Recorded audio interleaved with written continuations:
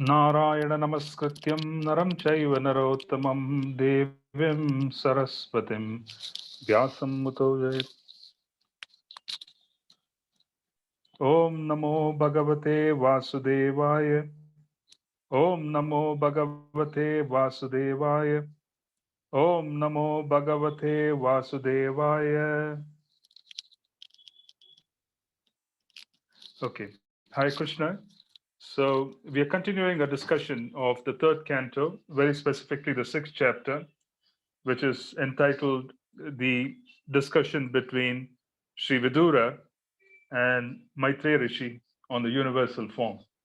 So, in one sense, this begins the more elaborate discussion of Srimad Bhagavatam. In the previous second canto, there were clear descriptions on what would be discussed in the Srimad Bhagavatam. And we are proceeding likewise in expanding upon different topics of the Srimad Bhagavatam. And this being one of the main topics is to have an understanding of the universal form. The universal form in itself, the Virat Rupa, is described or rather manifested by Krishna in front of Arjun. And he manifests this in front of Arjun in the specifically as described in the 11th chapter of the Bhagavad Gita, so that everybody would understand that even though he had appeared in a two-armed form, he was indeed the origin of everything.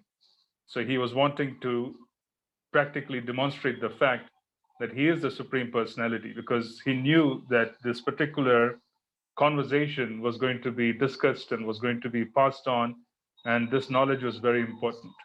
But then we would want to understand all of this from the perspective of the Gaudiya Vaishnava Siddhanta.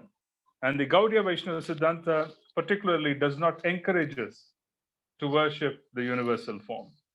It does not encourage us to worship the Virat Rupa, because the Virat Rupa is a manifestation of the, I would say, management of material activities, where the Lord basically assumes the Rupa or the form.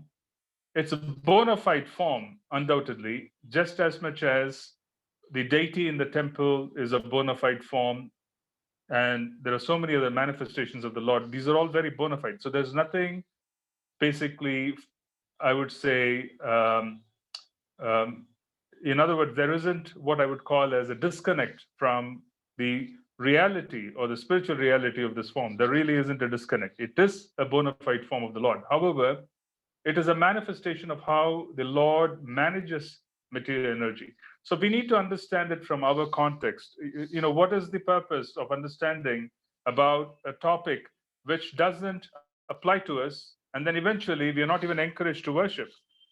So, what is the point in understanding and delving into a topic which doesn't basically come into the practical sphere of things? What is the resolution that is coming by coming in touch with this transcendental knowledge? It is transcendental, undoubtedly. It's a glorification of the Supreme Lord and his complete control over the affairs of the universe. Yeah. So there is the cause, and then there is the effect. And within the effect, there's a cause. So if you were to walk on the road, and if something were to befall us, then one would exclaim that something has befallen us, something has happened to us. However, what has happened to us is the effect, but then there's also a cause. Yeah. So in that sense, we would want to understand that he is the original cause, and then what is observed in the material universe is the effect. He is the sum total, while then what is observed as being different managers, which different departments within material universe are the separated energies of the sum total. So the universal form is a representation, but then we need to understand context in terms of our Siddhanta. And then when we say the word Gaudiya Vaishnava Siddhanta, there really isn't anything else other than Nam. There really isn't anything else other than the chanting of Harinam, because the Yuga avatar of Lord Chaitanya, he appeared to propagate the chanting of Harinam. So we need to understand that as a chanter of Harinam, what is the context in which we need to understand all of this? Because everything has to be contextual so that it removes, alters our perception, so that it removes obstacles that we face in being able to chant Harinam. So you should always remember to approach topics from the perspective of the Yugavatar. The Yugavatar is Lord Chaitanya. He's just going to give us Nam. Nam is the sadhana, Nam is the sadhya. You chant Krishna's Nam in the beginning, and then Krishna manifests as the sadhya, the goal in the end. Yeah. So he comes as Nama, and then you start seeing him in his most wonderful Sham Sundara form. You start seeing his particular Leela. So he comes as Nam, and then later, as we understand and we unfold, by the mercy of Nam, we then are able to see Krishna himself. The point being that if you don't understand the context, then what we do is we take it in one ear and then we let it go of the other, and we can't really anchor this to anything that we do on a daily basis.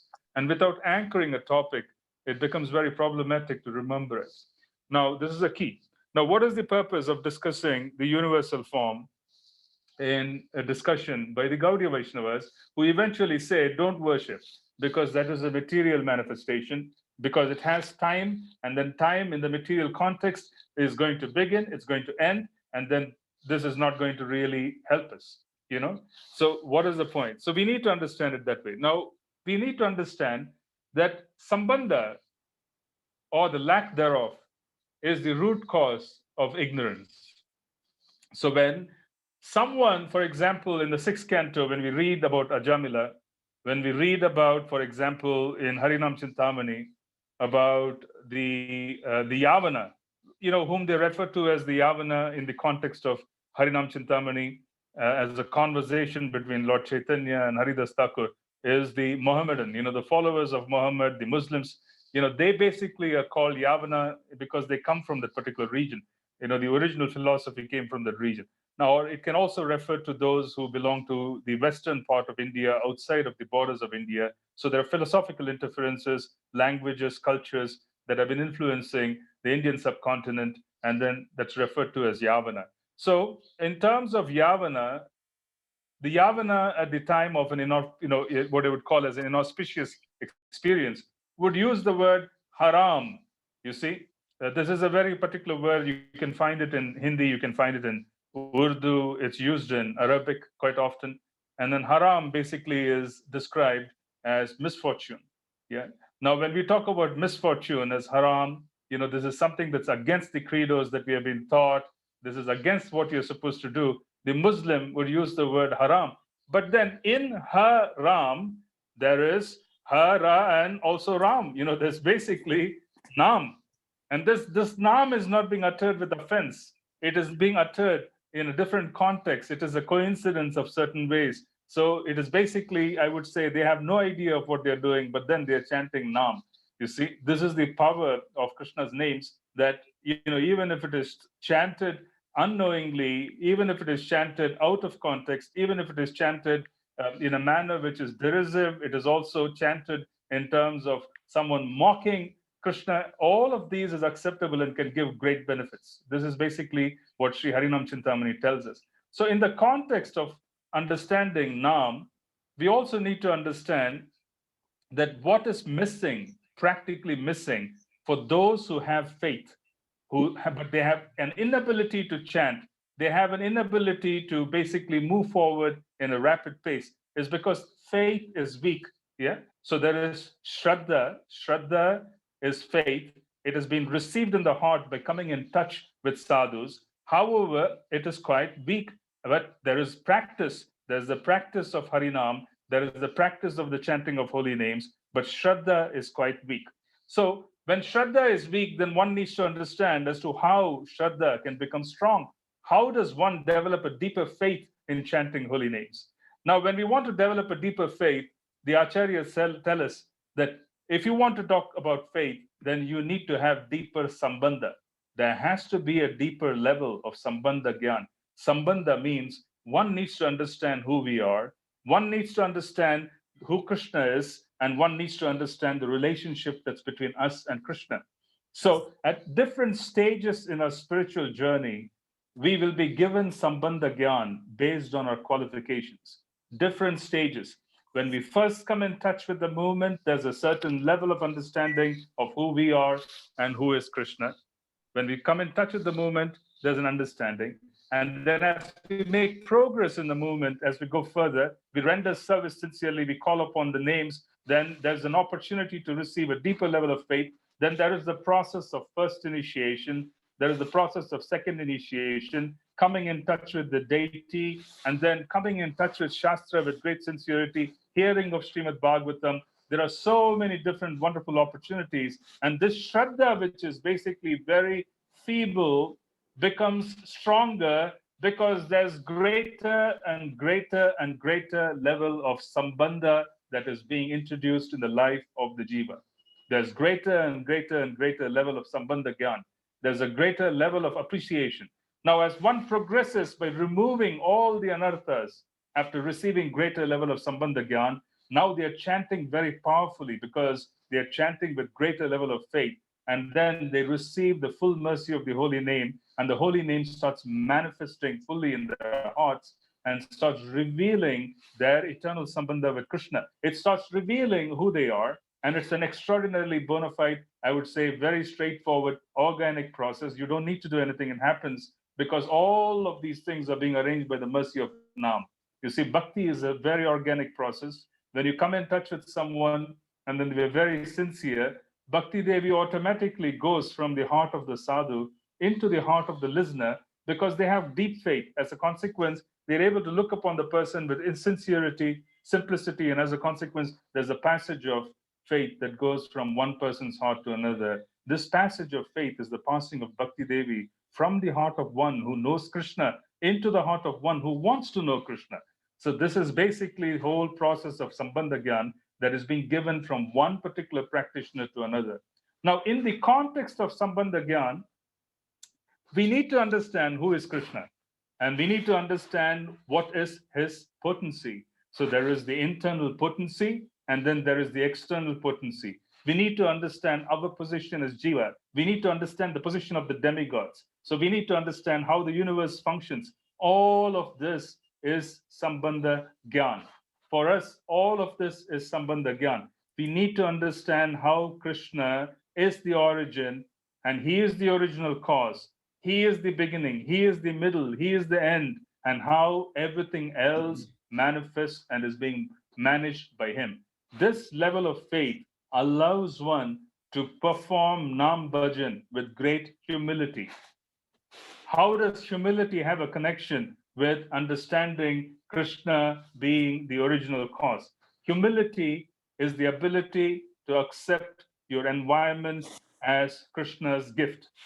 Every day when we wake up and we say that my economic situation, my relationship situation, my health situation, all of this, Krishna, is what you have given me.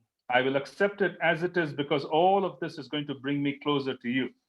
It does not mean that we don't make any effort to improve upon what we already have been given. It does not mean that we stay still and then we just kind of ignore things. It simply means that internally there's an acceptance with gratitude that whatever has been given has been arranged by you because you love me. As a consequence, you have arranged for all of these things. And then when that gratitude and when that acceptance of the environment comes into the heart, then what does happen is that we receive a great connection with him because he understands that we are dependent on him. And then he makes sure that whatever we are experiencing is transformed into impetus, it's transformed into energy and momentum for us to be able to move forward. What is karma and what is being experienced as a difficult environment? If that difficult environment is processed as a gift of Krishna, then one has the ability to bring Krishna into that environment quite fully. Yeah. If someone is going through some challenge, they have something lacking in their life and they're struggling with that particular lack, but they bring Krishna into that particular region and they say that this is your arrangement. You have done this, Krishna, even though it's my karma, ultimately you are the original cause. You are the beginning, you are the middle, you're the end. You know what has happened. And as a consequence, I'm going to simply accept it as your arrangement. But please do share with me as to how I can serve you, how I can move forward, how can I basically move forward with this information. This particular understanding will come when we understand how deeply and intricately this universe and the activities in this universe, how deeply and intricately every aspect of our life is being managed by Krishna's servants.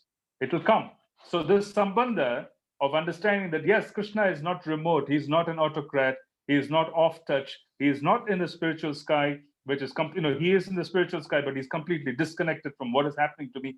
These kinds of lack of faith would disappear when we understand fully that there's a deeper level of sambandha, there's faith, because Krishna, basically loves me. I'm trying to love him back, but then I also need to understand that all these arrangements that are being made are being made at his behest.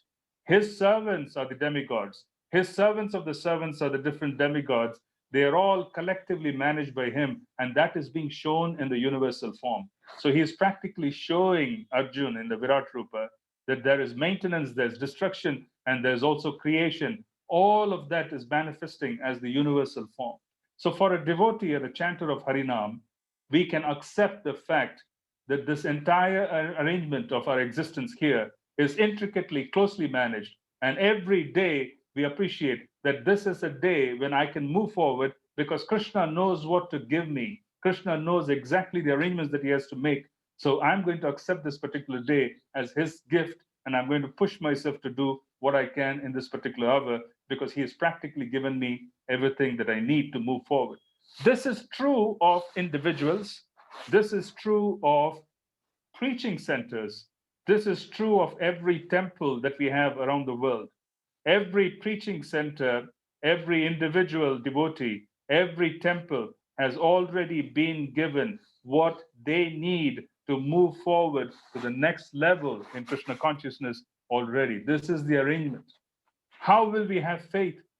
We come in touch with Srimad Bhagavatam, which shows us basically that every aspect of this particular creation is intricately managed and micromanaged and controlled by Krishna's potencies. It is highly controlled.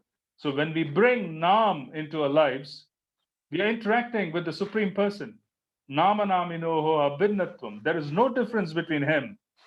Yeah, there is no difference between him. Hmm? There's absolutely no difference between him and his name. And the name is eternally liberated. It is eternally untouched. It's unsullied. It's pure. Yeah. So what we are doing is we are inviting Krishna into the atmosphere while calling upon Harinam.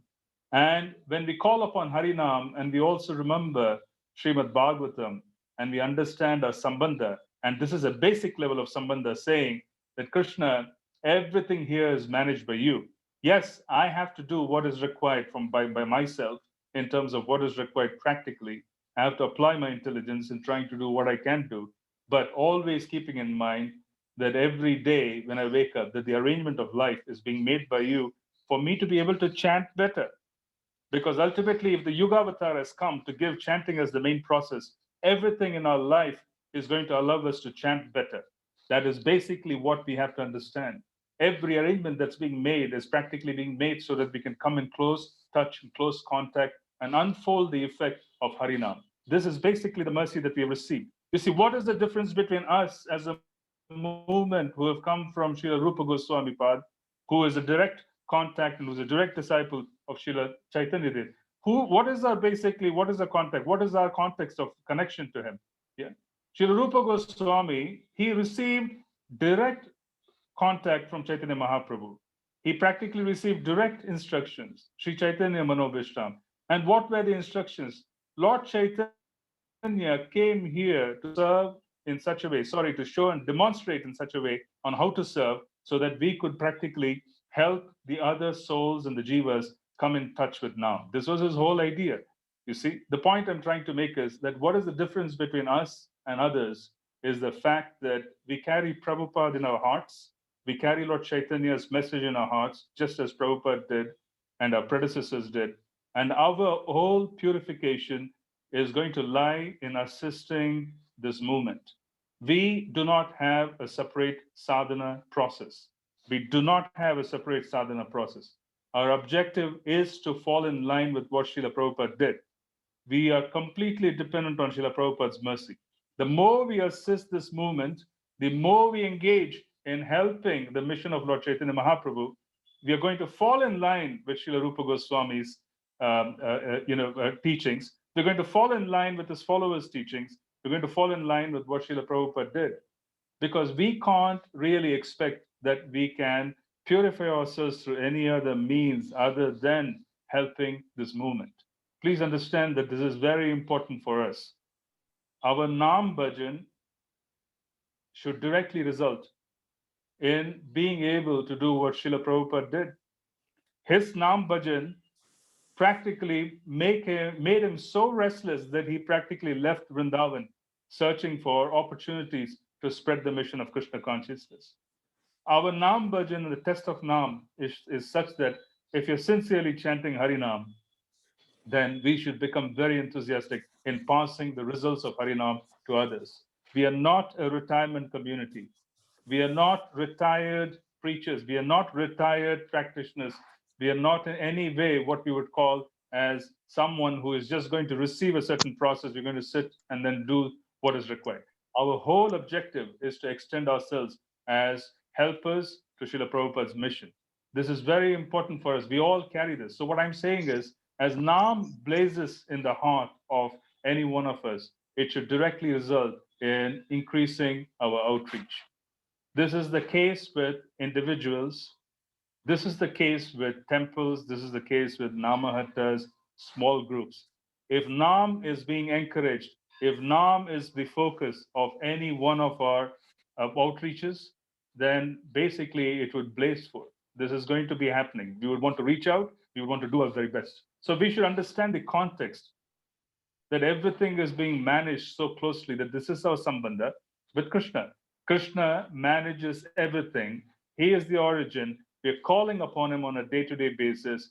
We are not going to worship his universal manifestation, but it is important for us to understand that every small activity of this creation is basically being managed by him. This gives us a great understanding of being able to accept the day, which is Trinadapi Sunichena, accepting our environment, which is basically what we speak of in the verse of Trinadapi Sunichena, Tarori Vasaishnuna, Amani Manadena Kirtane Sadahari.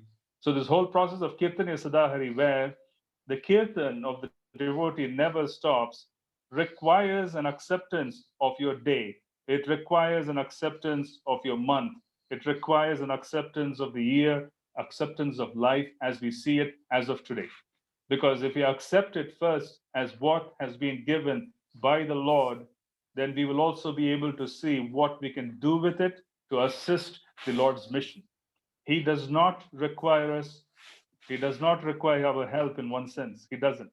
But we will have to understand that our sadhana, our Nam Bhajan, is not to simply realize Krishna in Prema Rupa. That is not what it is. Our Nam Bhajan is to be able to capture Krishna's Prema in our heart and then distribute it. This is what Srila Prabhupada did.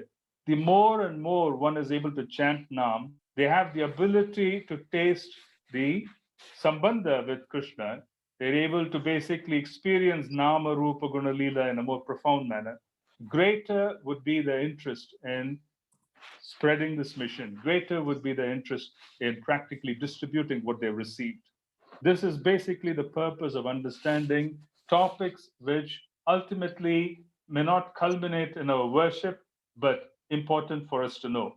That is why it's important for us to understand the universal form, even though we are not going to worship the universal form, so that we can understand that the day that has been arranged for us today has been closely monitored, managed, and arranged by Krishna. Now, this could be karma, absolutely true. This could just be our karma. What we have today in our life could just be our karma, which is the case with most of us. However, accepting it as Krishna's arrangement and then using this as an impetus to move forward and assist the mission of Lord Chaitanya is practically going to use this fuel and is going to transform what we have into something wonderful. But the understanding that what has been given to us is already everything that we need is very important. And how do we understand it? We understand it through Srimad Bhagavatam, by understanding that Krishna practically manages every brick and every small grain of dust in this particular universal manifestation. Everything is being managed by him. So accepting who we are, accepting the environment, accepting all our failings in certain ways as Krishna's arrangement, and then seeking answers while chanting, saying, how can I serve you? It would reveal answers to us and it would make us move forward. And we would ultimately use our life, even if it is dysfunctional, we would be able to use our life in the service of the Lord. Yeah? It is just fascinating to see what Srila Prabhupada did with the devotees who first met him in the mid 60s, the early 70s, when the revolution was going on in America and the experiments were going on in America with LSD, with marijuana, all of these. There was one incident where people thought that they could, Krishna, I don't know if many of you have ever heard this. There was a group which also thought that Krishna accepts a leaf, Krishna accepts a flower, he accepts water as an offering. So they grew a plant of marijuana in the backyard and started offering it to Krishna, and then they used to have it. This was the level of understanding they had those days, in the sense that they practically were completely disconnected from spiritual reality. But Prabhupada took all of that, accepted that this is whom Krishna has sent me to spread the mission. He trained everybody, gave them the best of what he had. He practically gave them credits. He practically empowered them. And as a consequence, the movement became a worldwide movement. It's a movement which is a worldwide movement. So what we have today in the movement required Srila Prabhupada to accept what he was given first by Krishna as Krishna's arrangement. This is Trinadapi Sunichena Tarori Vasaishnuna. In reality, he had Nam. Because he was chanting Nam very sincerely, his spiritual master was always with him. And as he sat with his spiritual master in his heart, Srimad Bhagavatam before him, and as he was chanting Harinam, he had the humility to accept the environment as arranged by Krishna. And when he accepted the environment as arranged by Krishna, that included many souls who were not okay. They were not properly in order because of their very difficult lives and the environments they were in. But he accepted them because this is whom Krishna sent. This is whom Krishna sent. He accepted. This is Trinadapi Sunichena. They came from so many difficult circumstances that they were not completely in order. And the environment was extraordinarily toxic. So it was very difficult for them to be out of the temple those days and also function and be normal because the environment was very toxic. Now he accepted the reality of who these personalities were. He said, this is Krishna's arrangement. This is whom he has sent. And then this is Trinadapi Sunichena. This is a practical demonstration by Srila Prabhupada of accepting the environment as arranged by Krishna. So when he accepted the environment, he knew that if he accepted what Krishna is sending him as of today, then Krishna will make even more elaborate arrangements for tomorrow. So he had a vision which included very elaborate arrangements. Srila Prabhupada basically wanted everybody in different parts of the world to be in power who are also devotees. He practically envisioned an entire world being managed by the devotee community, where devotees were practically everywhere. Now, for that to happen, he first had to accept whom Krishna had to send. Krishna sent him to an extraordinarily difficult place, and then he also sent him to practically a place which was completely alien as far as his particular nature was concerned, because everybody hated God or did not understand him. And then here was someone who was in love with God, and he went to an environment which was the opposite. And there he accepted the environment, he accepted the arrangements, he simply started accepting everything as Krishna's arrangement. But what did happen was, even though these were all devotees, early devotees, they were all somewhat difficult because they didn't have the background. They were quite sincere in wanting to assist Srila Prabhupada. And Srila Prabhupada practically was able to give them the holy names, and he was able to culture them. And today, who we have today, in terms of what we have today around the world, all of this required Srila Prabhupada to accept what was given. This is very important for us to realize, because we generally look for things and we generally feel that we don't have enough to do what is required to do, either in life or to serve. We have issues. We can't really accept the fact that you can do something with what has already been given. We have difficulties in being able to accept, or we may never push what has been given to the fullest extent because we may feel that this that can't really be pushed. You can't really go beyond a certain limit. But then Srila Prabhupada practically broke all those misconceptions. He practically showed us that you could go somewhere and then you could stick to your business of chanting Harinam because that's your faith. You could stick to the business of being who you are and you carry intense faith of the devotion to the spiritual master in your heart. The spiritual master and the entire parampara sits with you, and then you start distributing what's been given to you, and then you keep accepting whoever Krishna is sending as basically whom Krishna has sent. There were no questions. He used to accept them, train them. He trained them practically in everything. Yeah, A to Z. They just did not know anything about Vedic culture, but he had to be taught. They had to be taught, and this was the fantastic representation of what we see in Trinadapi Sunichena. So Srila Prabhupada's humility is in reality demonstrated by the fact that he constantly accepted what Krishna gave him. The struggles in India, the struggles in America, the struggles worldwide in managing a movement. He just accepted it. I was just reflecting on the fact that those days they did not have the so-called iPads and the iPhones. They did not have the laptops. It's unimaginable what Srila Prabhupada would have done if he had been on the planet today. It's unimaginable. Imagine, without any of the modern contraptions, he wrote everything. He practically manifested everything without any of the modern, ease of doing things that we do today.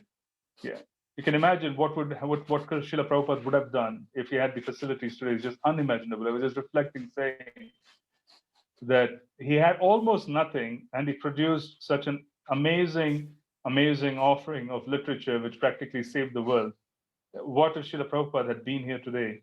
What would he have done with the facilities for communication? What would he have done with the facilities for broadcasting and producing books, etc., with such great ease? Yeah, it's just unimaginable what he would have done. He was so frugal. He used to write on the back of envelopes. Yeah, he used to open envelopes very carefully so that he could write on back of envelopes. He wouldn't want to waste a single piece of paper. If someone was going from Gujarat to Bombay, he would remove. There's one incident where he was going to mail a letter which was 5 paise from Ahmedabad to Bombay. He was communicating to Giriraj Maharaj, and then someone traveled from Ahmedabad to Bombay, so he very carefully had them remove the stamp so that he could use it for someone else. That was a 5 paise stamp those days. It wasn't significant even those days. It was not considered to be very significant. But that is who he was. He constantly accepted everything as Krishna's arrangement. He accepted the environment, and all of that comes from Nam. You see, so when you have Nam, you have Krishna. That's the beauty. You don't need anything else. When you call upon Nam, you literally are bringing Krishna into the atmosphere. You don't need anything else. And as a consequence, everything else can manifest quite easily if we are aligned with the purpose of what Krishna wants us to do. So it's fascinating to see how these verses of Srimad Bhagavatam in the third canto of Krishna being completely in charge of every small detail in this universe can help us understand that every day as we walk on the road, every day as we meet with good and bad experiences based on whatever we go through, every day as we go through auspiciousness and inauspiciousness, we can reflect on the fact that all of this is practically at some level being managed by the Lord, and there must be a very good reason for all of this. We simply do not know what the reason is, but if we accept it, then what does happen is that Krishna reveals the truth as to how we could use our day in his service. This is Sambandha. This is greater level of Sambandha. Sambandha is all about being able to understand our relationship with him so that we can serve him better. So how do we understand it? Each and every day, this requires practice. It requires practice throughout our life. You cannot do this one day in the end. This requires daily adaptation. This requires an observation. This requires a certain, I would say, thinking process where we constantly process the environment, saying that this has been arranged by you. And then when we start accepting it at that level, then Krishna basically would reveal to us as to how we could use our day in his service. This is how we would be able to move forward. He would reveal his plan into our heart. It is said in the same chapter, as we're going to read in one of these verses, Lord Brahma chanted for 1,000 celestial years. And once he chanted for 1,000 celestial years, during the process of chanting, his Sambandha with Krishna was fully revealed. At the end of his chanting, Krishna revealed his Rupa as Lord Narayan, Lord Brahma's origin. And at that time, Lord Brahma became fully cognizant of what Krishna wanted him to do.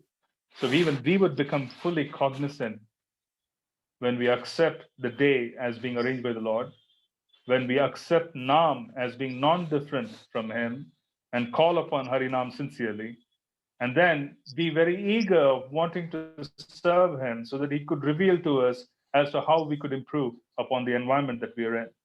And then when we align ourselves with our predecessors, and when I say align ourselves with the predecessors, it essentially means that our business is to spread the glories of Nam.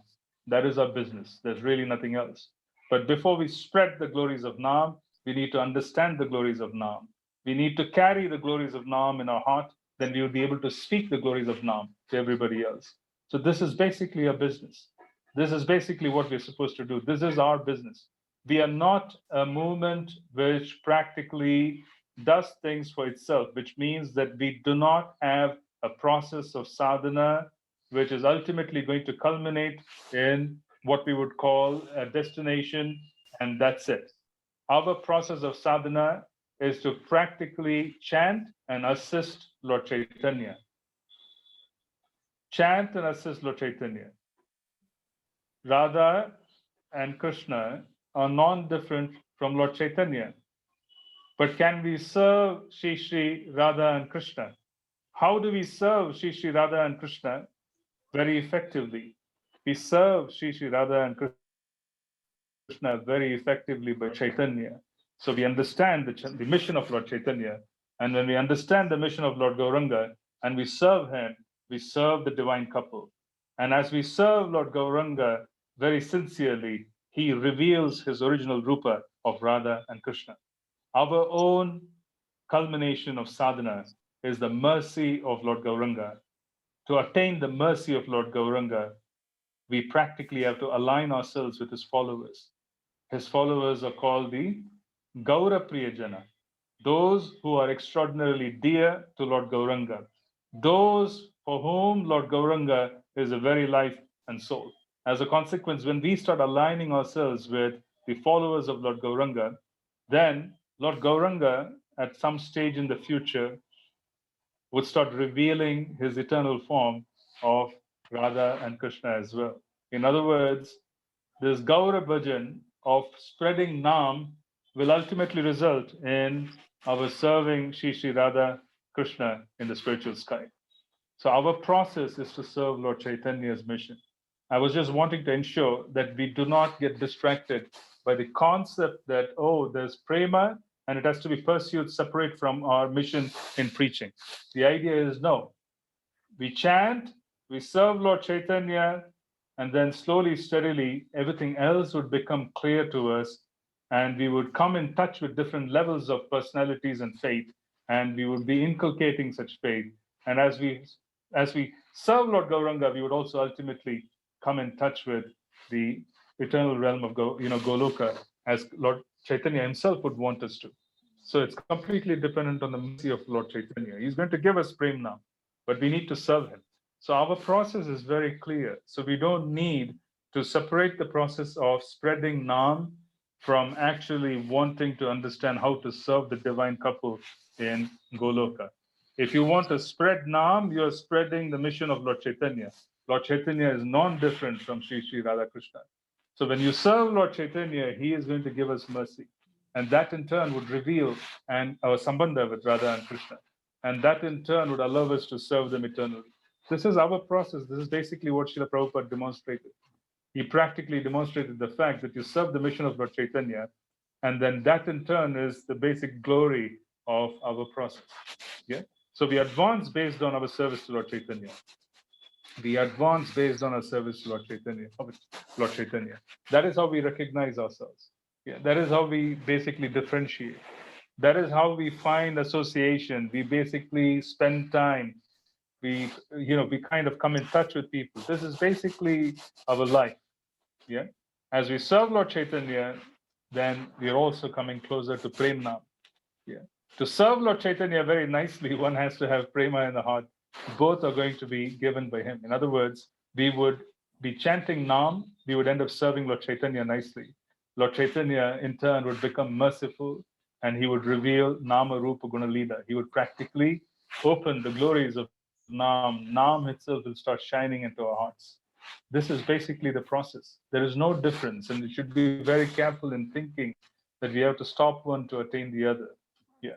Ultimately, at the final stage, there might be certain bhajan requirements where people want to be absorbed because the physical body can't have the capacity to do so. But otherwise, there really isn't any difference on how we're going to spend time until the very end of our life. We are going to be doing what we are doing now. And the more and more we get deeper into chanting of Nam, the greater would be our urgency to spread the glories of Nam. That is our test. We need to understand it. We need to be able to see that. Are we intensely greedy of wanting to distribute Nam? Then we become intensely greedy of wanting to understand the divine couple. Yeah. So this whole process of greed, lobha, in wanting to advance in spiritual life will manifest in both ways. It is just not going to be one. One can't just do serious Nam bhajan, not have a connection with Lord Chaitanya. If you don't have a connection, if you have a connection with Lord Chaitanya, one cannot be serious chanter of Harinam, not thinking of how to spread the glories of Nam. You cannot do that. It's unnatural. It doesn't work. It doesn't work. It doesn't exist. There will be constant thoughts on how to spread the mission of Lord Chaitanya. If one is a very sincere chanter in the line of Lord Chaitanya, which we all are in the line of Lord Chaitanya, we all have received mercy in the line of Lord Chaitanya, then we would understand the glories of Nam and we would want to spread the glories of Nam, and that is our success. That is the hallmark of our success. That's exactly how we're going to define ourselves. Our advancement is simply a matter of being able to recognize that as we chant, we want to distribute. Yeah. As we chant, we want to distribute. The more eager we are to take what is in the heart and to distribute it, that will reveal our own interest in wanting to serve Lord Chaitanya. Then he will just glance at us. He has given us the entire storehouse of mercy. Prema has been bestowed upon us by Lord Chaitanya already. Srila Prabhupada and the servants, they've already given us prema. It's just a matter of us being able to get there. It's a matter of us being able to remove all the clouds and the mist and to be able to get there. But this is the process. But it first starts with coming in touch with Srimad Bhagavatam. And we need to understand that Krishna is in charge. Krishna controls every small detail. And this is basically the day that we have is Krishna's arrangement. The life that we have is Krishna's arrangement. The difficulties that we have, even though it's our karma, we accept it as Krishna's arrangement. This is Trinadapi Sunichena. Then Krishna will reveal what the next steps are. What should you do? Yeah, what should you do to resolve it? He would reveal it. Or the more we accept it, he would direct his servants who are in charge of every small detail to say that this soul wants to serve me. This soul wants to serve me. So let's remove this obstacle. There's no point in giving obstacles. Let's remove this obstacle. This soul wants to serve me. So life becomes quite smooth when we understand our purpose of wanting to serve Lord Chaitanya. And that requires us to understand that each and every day that's been given to us has been minutely arranged for us to be able to move to the next level of advancement in Krishna consciousness. Advancement in Krishna consciousness would automatically result in deeper participation in spreading the glories of Harinam. It is an automatic function because Lord Gauranga is in our hearts. How can we keep quiet if Lord Gauranga is in our hearts? Yeah. I heard one lecture long back saying the concrete buildings in the West, yeah, these are not the grows of different manjaris. These are not the grows of different gopis in Goloka. These concrete jungles, you need to basically go and spread Nam. That is basically a business. That is the only thing that you're supposed to do. Yeah, that is why we have been sent. So this is basically a purpose. But how do we start? We start by accepting things. How do we accept things? When there's Sambandha. What is Sambandha? Sambandha is the removal of ignorance, and which is what Srimad Bhagavatam is accomplishing. It is removing ignorance so that Nam can flourish in our hearts. So let's read the few verses, and then you'll have a deeper understanding of how Nam is going to function. Just give me one moment. Just going to read the few verses. So verse 10 of this is third canto, sixth chapter, if anyone is following with the book. Verse 10, I'm just reading the translations for the use of time. The Supreme Lord is the super soul of all the demigods, entrusted with the task of constructing the cosmic manifestation. Being thus prayed to by the demigods, he thought to himself and thus manifested the gigantic form for their understanding. He basically wanted to show a form for the understanding of the demigods, because each and every demigod thought, this is me, I'm the Supreme Lord, because they had immense powers. But then the Lord basically showed them that he was the Virat Rupa. They were but a part of his manifestation. So the separated energies, thinking that they are supremely powerful, that was put to rest when he displayed the Virat Rupa, where the demigods could literally see creation, maintenance, destruction. They could even see their end. They could also see the universes collapsing. Everything was seen in the universal form. He was basically wanting to put that particular misconception to an end. And also, I wanted to share this as we go from one verse to another. When we read Srimad Bhagavatam, please understand that this is Krishna's form. This is the literary form of Krishna. There's really no difference between Srimad Bhagavatam, Krishna's name, and Krishna himself. There really isn't any difference. So when you read Srimad Bhagavatam, each and every verse has the ability to remove ignorance that is being carried by us for our lifetimes. Our misconceptions are not of this lifetime. Practically, most of us who are in the class today, most of us in the class today, we are not philosophers. We really haven't gone into 6 or 7 different philosophies. We haven't really studied different philosophical expositions and systems and have reached conclusions basically on, what is right and what is wrong. We are regular people. We are regular people with jobs. We are regular people with families to attend to, and we struggle even to read our literature. So, but yet we have so many misconceptions that can be in our heart. There can be so many misunderstandings and misconceptions that can exist in our heart. So how do we remove those misconceptions? Srimad Bhagavatam is removing misconceptions that we carry in our heart for millions of lifetimes.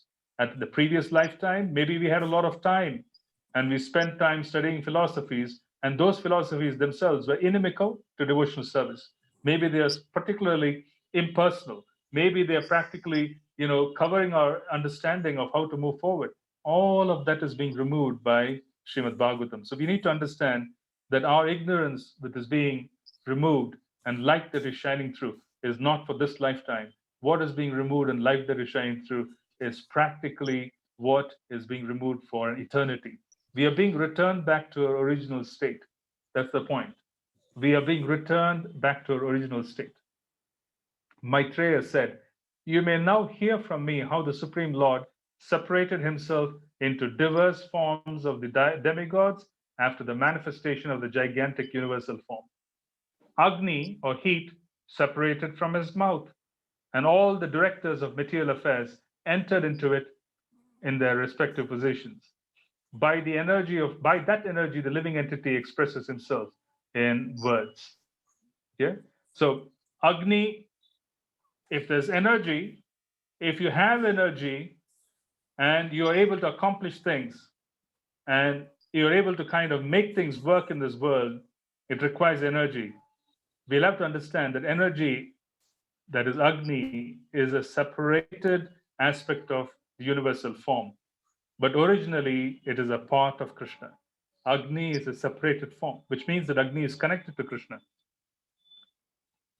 When the palette of the gigantic form was separately manifested, Varuna, the director of water in the planetary systems, entered therein, and thus the living entity has the facility to taste everything with his tongue. So remember, in the previous verse, they spoke of the fact that if you have energy, you can make things work. That energy has its origin in Krishna.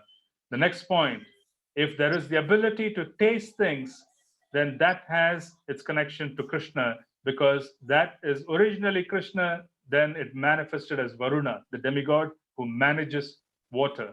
Water is connected to tasting, because without a moist tongue, one cannot taste anything. Remember, when we have some kind of a fever or there's an altered state, then our tongue becomes very dry and we cannot taste anything. That is basically a malfunction of the tongue. So the tongue requires moisture to taste. That moisture or wetness is connected to water, and waters are connected to Varuna, who manages everything. When the Lord's two nostrils separately manifested themselves, the dual Ashwini Kumaras entered them in their proper positions, and because of this, the living entities can smell the aromas of everything. Yeah, the Ashwini Kumaras are twins, and they have extraordinary healing powers. They have the ability to heal, and they're in this particular situation, they're connected to smell the aroma. They can practically, basically they're connected to Prithvi Tattva. They are connected to the ability to smell, but then the Lord's nostrils separately is Ashwini Kumara, and the ability to smell is controlled by Ashwini Kumara, but originally it is the Lord's nostril. Thereafter, the two eyes of the gigantic form of the Lord were separately manifested. The sun, the director of light, entered them with the partial representation of eyesight, and thus the living entities can have vision of forms. So, the Lord's eyes are represented by Surya Dev. Separately, he is Surya Dev, but originally he is a part of the Lord's vision. And then our ability to see comes from Lord Surya. But then originally he is a part of the eyes of the Lord in the universal form. When there was a manifestation of skin separated from the gigantic form, Anila, the deity directing the wind, entered with partial touch, and thus the living entities can realize tactile knowledge. When there was a manifestation of skin separated from the gigantic form. Yeah. So, how do you feel something? When someone is touching us, one of the most important aspect is that that entire sensation of touch is managed by Vayu Tattva, skin. You see, but the cushion of air, between an object and our fingers is how we feel things. So originally, it is Krishna's skin. When it separated, it became the wind god, Anila, and he practically gives us the ability to feel sensations. Yeah. So you're now seeing that the energy, eyesight, taste, all of these, and now even sensation, all of these are being controlled by different parts of Krishna, but originally they're all the universal form. When the ears of the gigantic form became manifested, all the controlling deities of the directions entered into them with the hearing principles by which all the living entities hear and take advantage of sound. When the ears of the gigantic form became manifested, all the controlling deities of the controlling deities of the directions are the 8 different principal directions, if you want to say. The 8 different principal directions are controlled by deities, you see. And karma yoga principally the way is that there are only 8 different controlling directions, which means there are 8 broad types of karma that can happen in this world. Yeah. So we talk about 8 different controlling directions. There are 8 different types of broad classifications of karma. And then that is connected to hearing. You have to understand that when they use the word hearing, they're not talking about simply sound. They're talking about realizations of ideas. They're talking about the application of intelligence. Yeah. So when someone is listening to a class and then or reading a book, how do they take the principle and transform it and develop realizations? They're hearing sound, but then how do they take it and then transform it into a realization? That requires help. So here they're practically saying that if you want to achieve karma yoga, there are 8 different directions. They are manifested by 8 different deities who are all a part of Krishna's hearing principle. And that particular 8 different deities control our ability to act in the direction with certain expertise to achieve things. Yeah, it's a matter of basically realization of the opportunities available in different directions. This is karma yoga. These are very subtle principles. When there was a separate manifestation of skin, the controlling deities of sensations and the different parts entered into it, and thus the living entities feel itching and happiness due to touch. You see, before this, we spoke of the sensation of wind coming in touch with us, because Vayu is required to feel if somebody is touching. Vayu is required if we are coming in touch with objects. Vayu in general is required to separate one object from another. That is Anila. Originally, it is Krishna's sensation of touch that transforms into Anila, the touch Vayu. Here, what is being spoken of is the sensation part. And here they're literally talking about the skin, of itching, happiness due to touch, etc. All of this has to do with different deities as well.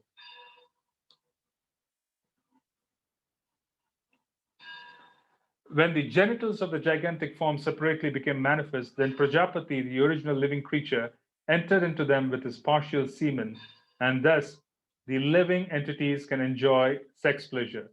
So, if the original personality who was created by Lord Brahma to populate the universe, he's called Prajapati. He practically is the original progenitor. He's practically the origin of living entities.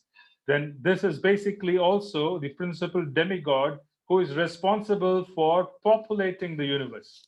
So this whole concept of sex desire, or I would say the sensation of sex desire in the genitals, that part is controlled by Prajapati, who is responsible for populating the universe.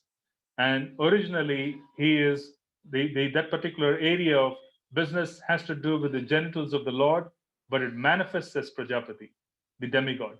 Then that Prajapati enters into us as a certain principle, and he invokes our ability to procreate and to populate the universe. The evacuating channel separately became manifest, and the director named Mitra entered into it and it with partial organs of evacuation. Thus, the living entities are able to pass stool and urine. It's quite complex here. Mitra is a demigod. He is also a form of Aditya, which is one of the principal demigods. He is associated with the evacuating feature in the universal form. And when he separates from it, then what does happen is he is responsible for allowing the living entities to evacuate, in terms of their daily function. Thereafter, when the hands of the gigantic form separately became manifested, Indra, the ruler of the heavenly planets, entered into them, and thus the living entity is able to transact business for his livelihood.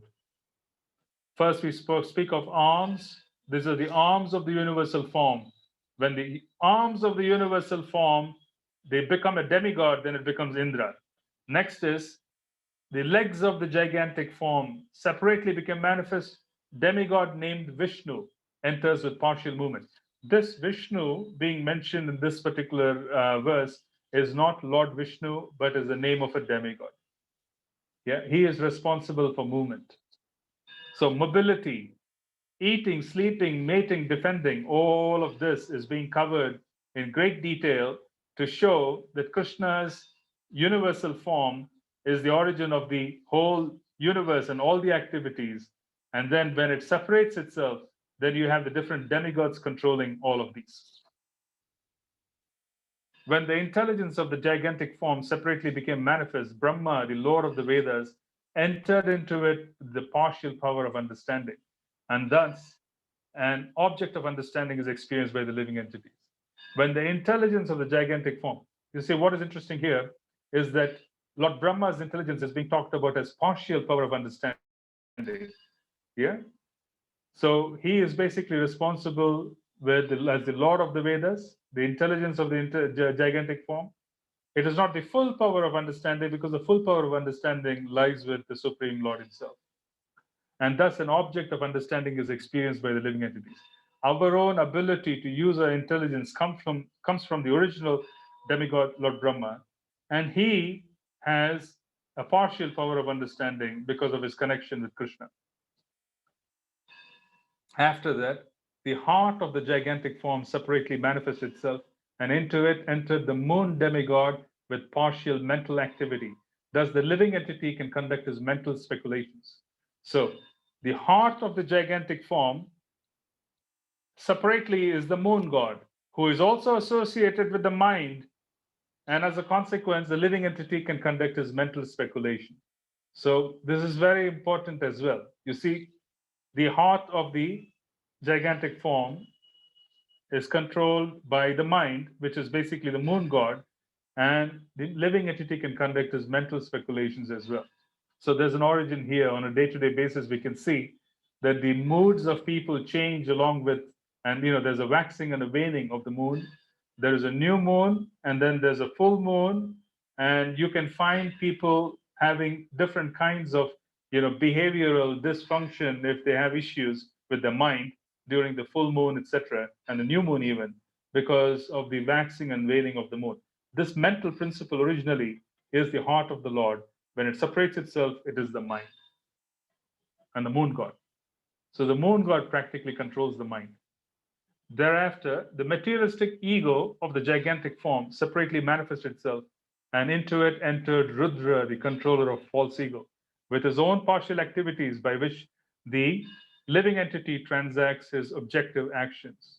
So the original false ego, which is a part of the materialistic ego of the gigantic form, that is represented by Rudra himself, which is Lord Shiva, basically.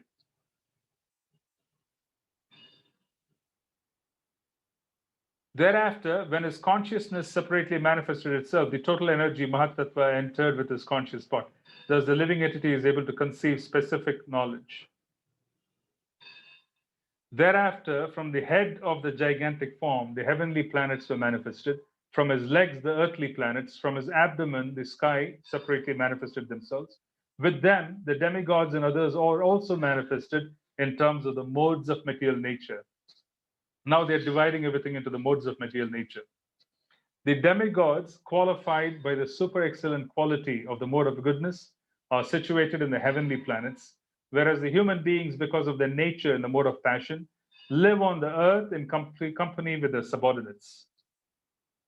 So demigods, qualified by the super excellent quality of the mode of goodness, are situated in the heavenly planets, whereas the human beings, because of their nature in the mode of passion, live on the earth in company with their subordinates. Basically, you'll have to understand, as we go higher, there's a higher degree of sattva. As we go higher and higher in the universe, in the creation, then the planetary systems that are available higher and higher, they are permeated with the mode of goodness. And as they are permeated with the mode of goodness, entities in the mode of goodness practically dominate and live there. So we talk about heavenly pleasures, we talk about going to the heavens. All of these are a part of the higher mode of goodness available in the material universe. It is not completely free of passion, but it is predominated by goodness. On the earth, in this planet, it's predominated by passion, and depending on the yuga, you see a high degree of passion or a high degree of mode of ignorance. If it is Satya Yuga, then there's the mode of goodness, and then there's passion. Then Treta Yuga, passion becomes a little dominant, there's ignorance that comes in. Then Dwapar Yuga, then you finally have Kali Yuga. As the Yuga passes on, the quality of consciousness on the planet also changes because that's all connected as well. Living entities who are associates of Rudra develop in the third mode of material nature or ignorance. They are situated in the sky between the earthly planets and the heavenly planets. Yeah. Now, this is very interesting. living entities who are associates of Rudra. These are basically the ghosts. These are basically the goblins, the ghosts, the pisachas. They are all situated in between Earth and the heavenly planets, and it is a sphere called Antariksha. There's something called Antariksha, which is above the Earth and but below the heavenly planets, and that is where the associates of Lord Rudra are situated. These are the pisachas and others. So the point being that there's a lot of disturbance that can come from those entities because they're in the mode of ignorance. They are situated above the earth because they are servants of Lord Rudra. Please understand, they are in the mode of ignorance, but they are situated above the earth because they are servants of Lord Rudra. They have a function to perform. What is the function? The function is destruction, obfuscation. And it is basically all kinds of different kinds of powerful entities who are very destructive by nature, who are servants of Lord Shiva because he controls them fully. They are in a sphere which is above the earth, below the heavens. They can cause a lot of disturbance to entities on the planet here. And especially, they basically are controlled by Lord Ganesh. In Vedic sacrifice, the reason for invoking the presence of Lord Ganesh is basically to control these personalities who can cause a lot of obstacles. Obstacles come from the personalities who are destructive by nature, who are servants of Lord Rudra, but they are in the mode of ignorance and they are managed by Lord Ganesh. That is why Lord Ganesh is invoked before every kind of fire sacrifice. He is also invoked because he is empowered by Lord Vishnu to remove obstacles. You see, when Lord Ganesh was decapitated by Lord Shiva, Lord Ganesh was decapitated by Lord Shiva. Who gave him a head? The head of the elephant was bestowed upon him by Lord Vishnu. But when Lord Vishnu bestowed upon Lord Ganesh the head of an elephant, he bestowed upon Lord Ganesh his powers to remove obstacles in all 10 directions. There are 10 different main incarnations of Krishna, and those particular incarnations carry specific weapons. The power of those incarnations to remove obstacles is vested upon Lord Ganesh. So this is empowered, I would say, in one sense, he is empowered by Lord Vishnu when the head was replaced to remove obstacles. So that's why he's invoked in every kind of fire sacrifice in the Vedic system, and he removes the obstacles caused by those entities in the Antariksha, which is the space between the Earth and the Swarga and the higher planetary systems, which is called the Bhuvarloka. And he removes all their obstacles, the obstacles caused by them. Those entities are the followers of Rudra. They follow him because he controls them. He practically has the ability to, he has the compassion to deal with them. Even they need compassion. Only Lord Shiva has compassion to deal with them, the patience and the compassion. O chief of the Kuru dynasty, the Vedic wisdom became manifested from the mouth of the Virat, the gigantic form. Those who are inclined to this Vedic knowledge are called Brahmanas. They are the natural teachers and spiritual masters of all the orders of society. This has got nothing to do with being born as a Brahmin. This has nothing to do with anything else that we know. This is particularly so in terms of the guna of wanting to be able to be a natural teacher and spiritual master, the qualities that are required. Thereafter, the power of protection was generated from the arms of the gigantic Virat form. And in relation to such power, the Kshatriyas also came into existence by following the Kshatriya principle of protecting society from the disturbance of thieves and miscreants.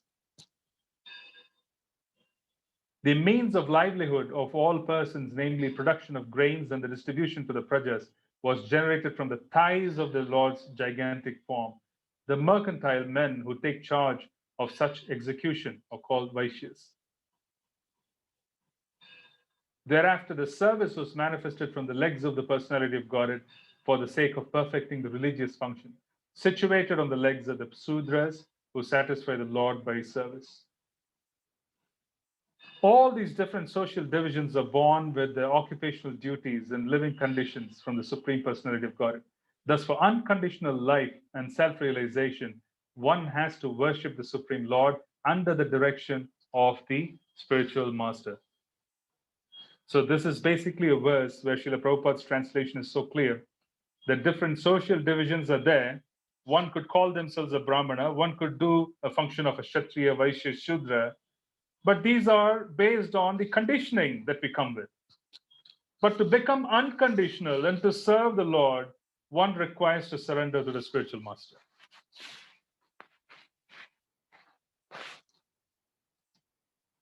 O Vidura, who can estimate or measure the transcendental time, work, and potency of the gigantic form manifested by the internal potency of the Supreme Personality of God?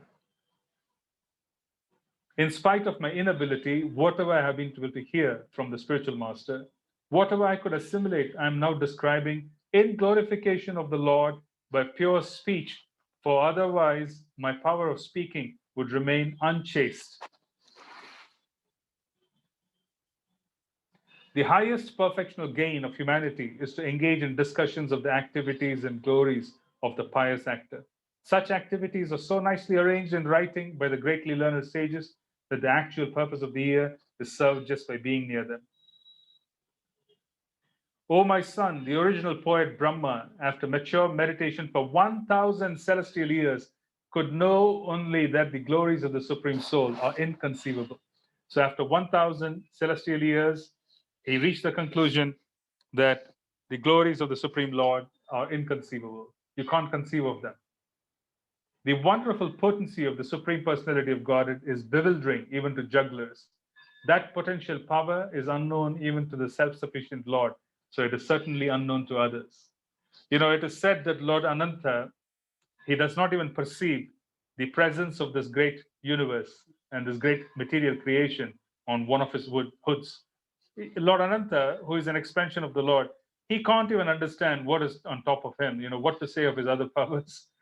He really basically doesn't even feel the significance of his entire creation on one of his hoods, and he doesn't even know that it, you know, he's not bothered by it. Words, mind, and ego, with their respective controlling demigods, have failed to achieve success in knowing the Supreme Personality of God. Therefore, we simply have to offer a respectful obeisance unto Him as a matter of sanity. Yeah? You can't know Him through the intellectual process. There's a need for a spiritual master. And here, Srimad Bhagavatam, through the agency of our Guru Parampara, through the agency of Srila Prabhupada, has reached us. And what we are doing is practically resolving our own inability to understand Krishna by coming in touch with him in his literary form, the Srimad Bhagavatam.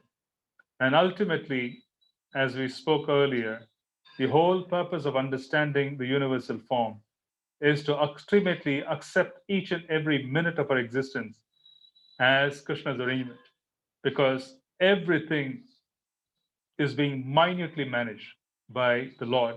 Accepting it, even if it is our own karmic reaction, is when Krishna would give us intelligence. This is where the importance of Trinada Pisunichena becomes very important. This is how we can increase our Sambandha Tattva. We can understand Krishna, the origin, we can understand Krishna's representation as the universal form, which is a real form, but we don't worship that form because we worship the origin, who is the two-armed form in Goloka. But we also know from the universal form that this is a consolidated, bona fide form which represents a consolidated origin of all the universe.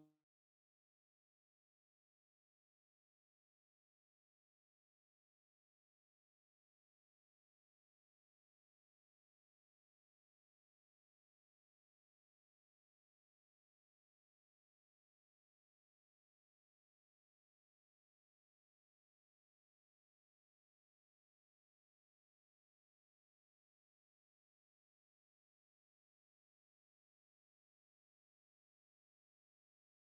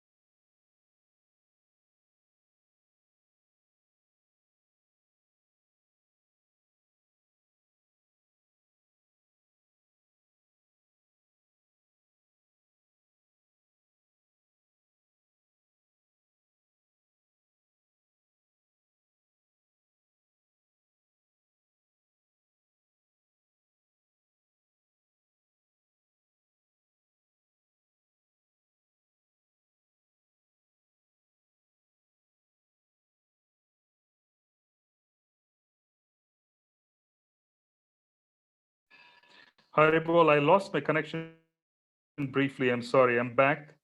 I'm not sure. Can anybody confirm if you can hear me, please, briefly? Just tell me if you can hear me. Yes, Yeah, we Prabhu. can Yes, hear you. Prabhuji. Yes. Yes. Thank you so much. Okay, so I think I'll end here. I summarized, and I can probably take a couple of questions before we end the session.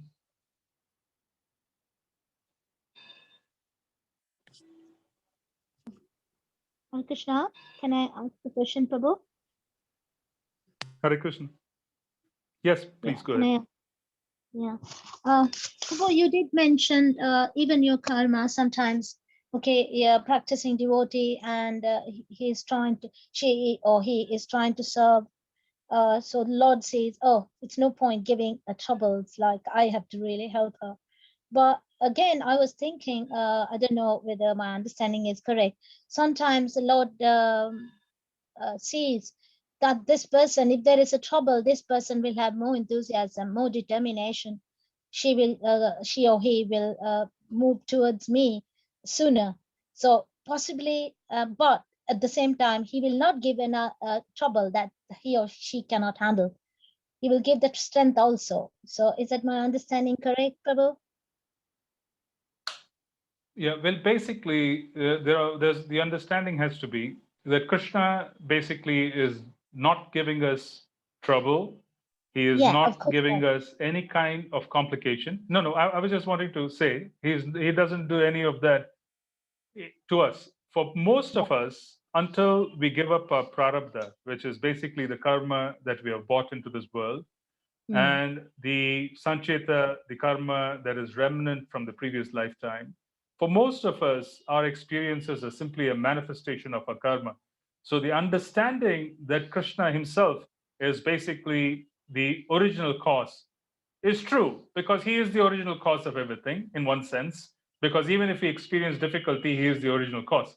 So accepting that he is the original cause is the right way to go, but accepting it as if that he loves us, and as a consequence, we are experiencing something which is surely our fault, but the Lord basically is aware of the circumstances. So let us just accept it as his mercy. By accepting it as his mercy, even though it is our own karma, by accepting it as his mercy, we allow Krishna to participate in our circumstance, and then we receive intelligence for us to be able to resolve issues.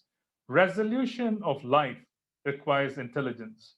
The intelligence comes from the super soul. The super soul requires us to first accept that he is the one who is the original origin. Does it make sense? There has to be sambandha for him to help us. It is Yes. like crossing a road.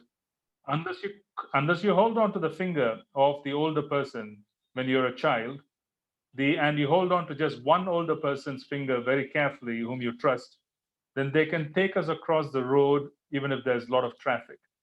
So the Lord basically just wants us to understand fully that everything is practically being arranged for us to come closer to Him. He loves us. Our own karma is still unfolding. We need to simply accept the day to day aspect of who we are as simply the unfolding of our karma, but understanding that Krishna is the original cause in certain ways because he is completely responsible for everything that happens. By accepting his origin, then what does happen is Krishna holds our hands and helps us cross the road. That should be our understanding. Okay. Yeah. Yeah. Thank you very much for this. Thank you. Sure. Any other question or comment?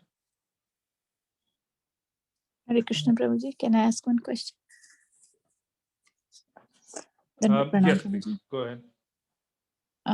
Prabhuji, so I was just thinking on there are different planets for living entities and other higher entities. So how about the Pitra? Like, first of all, is there something like we have we hear all the time Pitra? Are they existing? And if they are existing in this earthloke, or they have a separate um, planet of their own?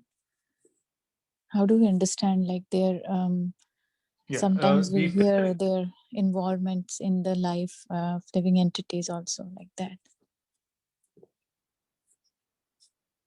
sure. The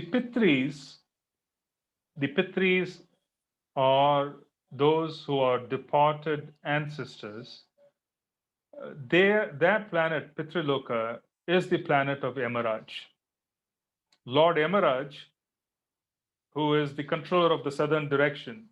You see, when someone passes away, in the Vedic tradition, if someone passes away, the dead body is kept in such a way that the feet point south because they're heading towards Lord Yamaraj's abode.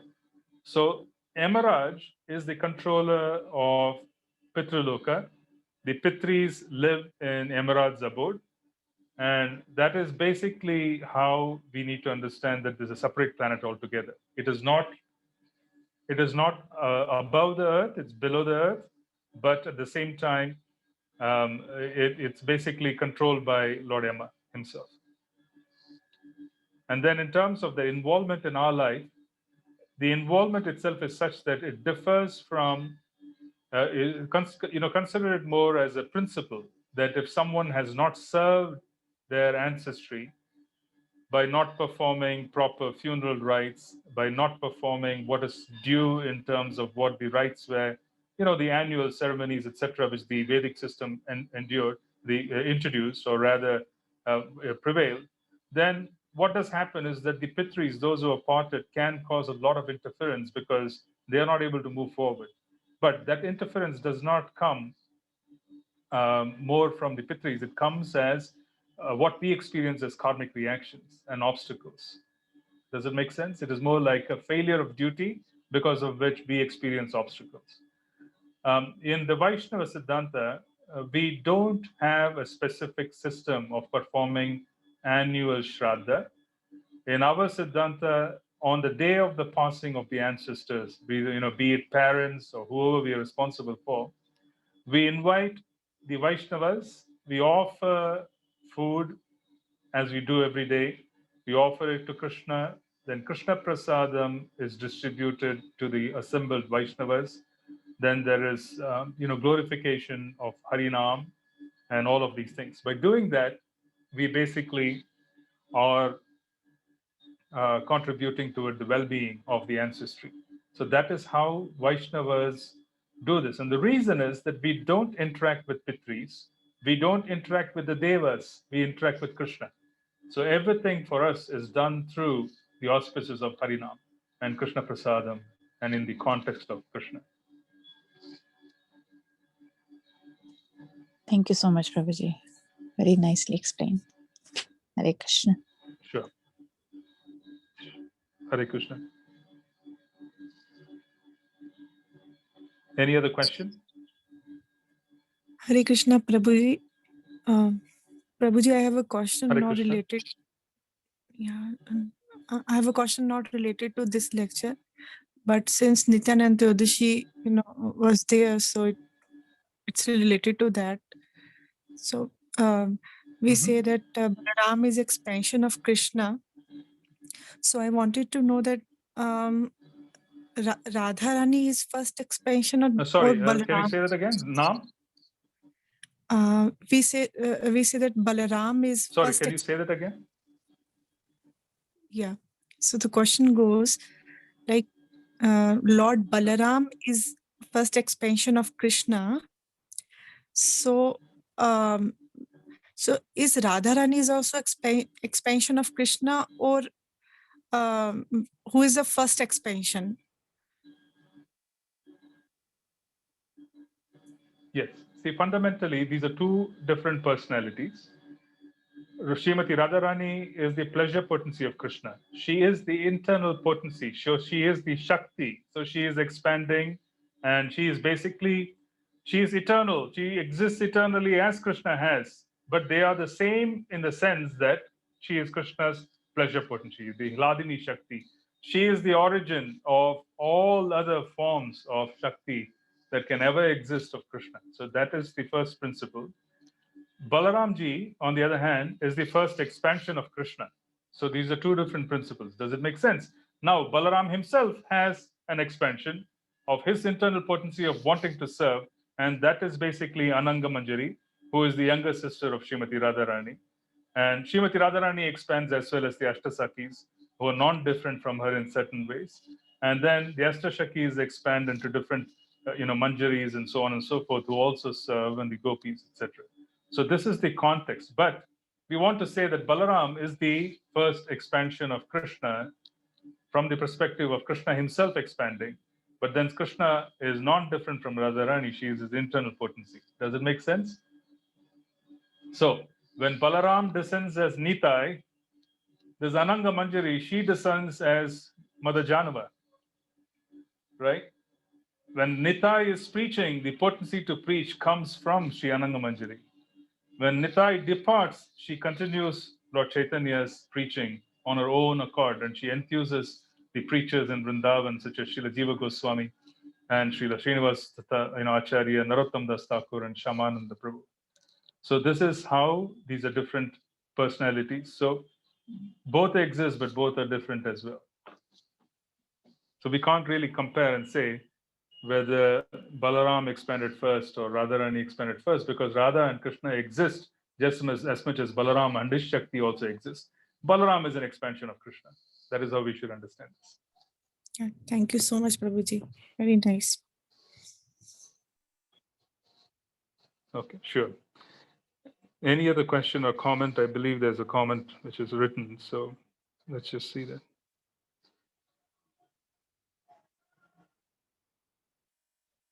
Okay, there are a couple of questions on chat. If the departed ancestors go to Pitraloka, then when do they come back to the next birth? It's a very complex topic. It's a very complex topic because it is not the same for everyone. The departure of family members does not necessarily mean that they go to Pitraloka, because our Varnashram system is completely broken. Yeah, family members, unless they are devotees and they are very serious devotees chanting Harinam, the destination for family members is highly uncertain. So it is our duty to ensure that we spread the message of Lord Chaitanya. So this is a very difficult question to answer because there isn't a proper system prevailing at this time. So I can't give you a definitive answer in terms of, in terms of the next birth of the present jiva. But the original idea is that someone departs, then there are ancestors. The ancestors, when they are completely qualified and if they are, sinless in certain ways, they stay with Yamaraj in Pitraloka. In Pitraloka, they're kept in a very nice way, and they bless the ancestry because they're stationed there.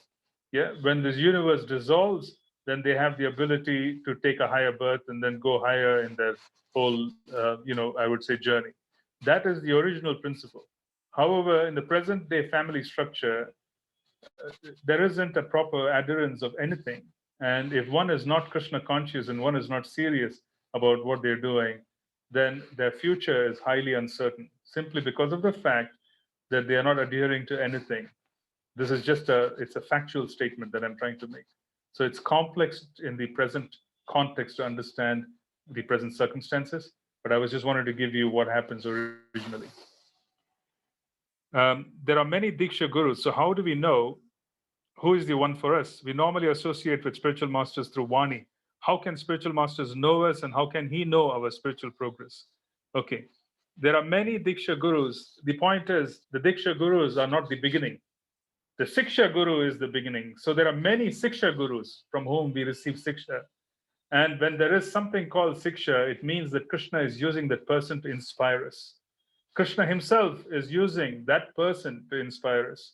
And because he is using that person to inspire us to progress in devotional service, we may have more than one person. We hear from more than one person who is inspiring us to progress in devotional service. It's a very serious relationship. Now, because it's Krishna himself who is practically using that person. It's a serious relationship. And as we become sincere, one amongst the many Siksha Gurus can become a Diksha Guru. So in the present context, what I'm trying to say is we shouldn't understand this lightly. We should understand it from the perspective that there is inspiration. Inspiration is coming from Krishna because there are only two inspirations for a jiva. One is Krishna and the other is Krishna's Naam. Yeah. Krishna himself comes in the form of the spiritual master. He's inspiring us, he's drawing us, he's attracting us. But initially, there are many who can attract us. There may be more than one whom we are very inspired by in terms of furthering our devotional service. But then one amongst them can become a Diksha Guru, where he plants our feet in the spiritual sky, while the Siksha Guru propels us forward and assists us in being able to nurture the seed of faith that has been sown in our heart. So that is the distinction. And then how can the spiritual master know us? Krishna knows us. Krishna is the Chaitya Guru. He's sitting in our heart. He knows who we are. He knows whom we are supposed to connect to. When we become sincere, he will manifest in front of us. But then he is always trying to attract us. Through Harinam, he is attracting us through Vani, both. If heavenly planets are in the mode of goodness, then why can't they go back to Goloka and again come back when the pious balance is finished? The mode of goodness is not a qualification to go back to Goloka. The problem is the mode of goodness is also a problem because in the heavenly planets, because of the mode of goodness, there's complacency. So, along with the mode of goodness, one requires mercy of Sambandha. That's why we find in India there are many pious people, but they have no motivation to serve. They have no motivation to do more than what they're doing for their mode of goodness business, to be happy, so to speak, or peaceful. They don't mind, but in our movement, we are supposed to go through great difficulty to assist other souls, which is what we have seen our predecessors do. So, mode of goodness is a platform. It should not be seen as a destination. Neither is it a qualification, neither is it our goal. We are interested in Krishna Sambandha and we want to be in the mode of goodness because the remaining modes are very disturbing.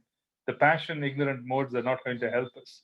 And then we want to serve so that we can basically receive Krishna Sambandha and we can go back. That is how we should understand this.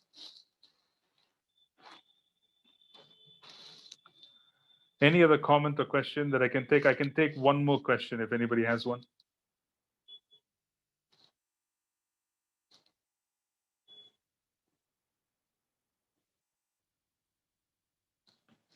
Okay.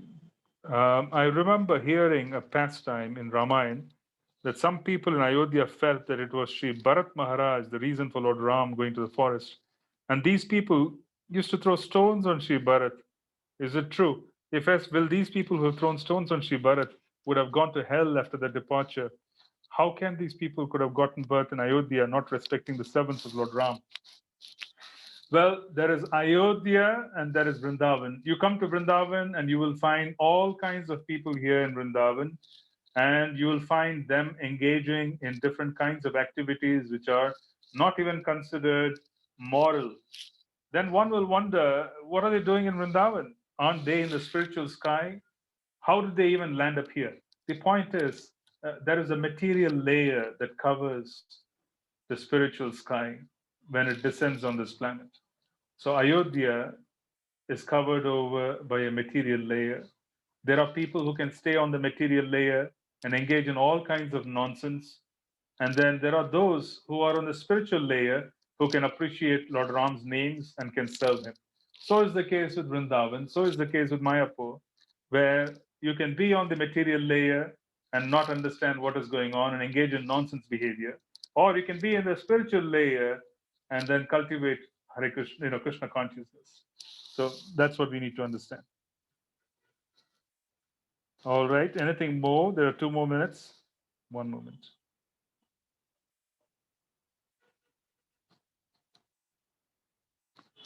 Can you let me know how we can attract mercy?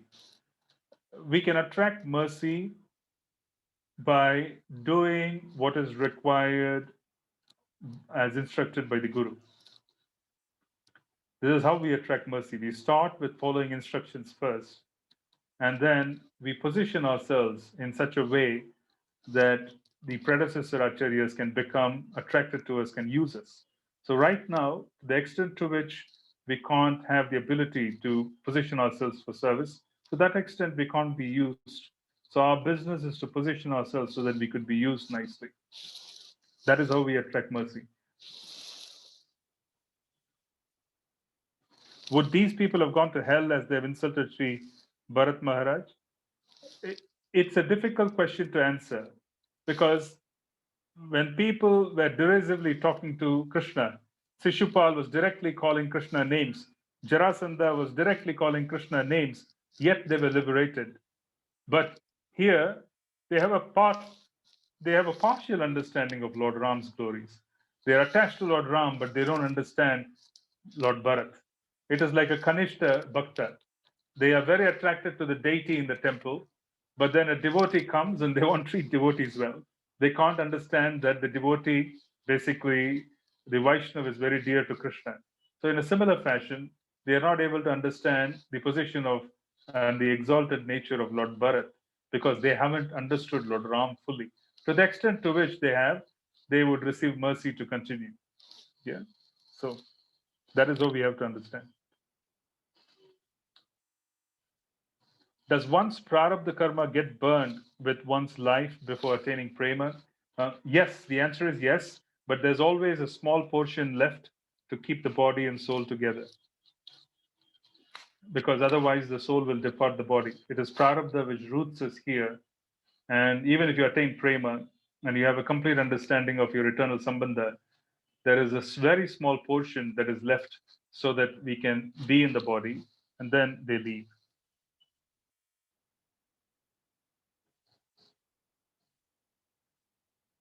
All right. So I think I'm going to end here if there aren't any more questions. And thank you so much for your participation.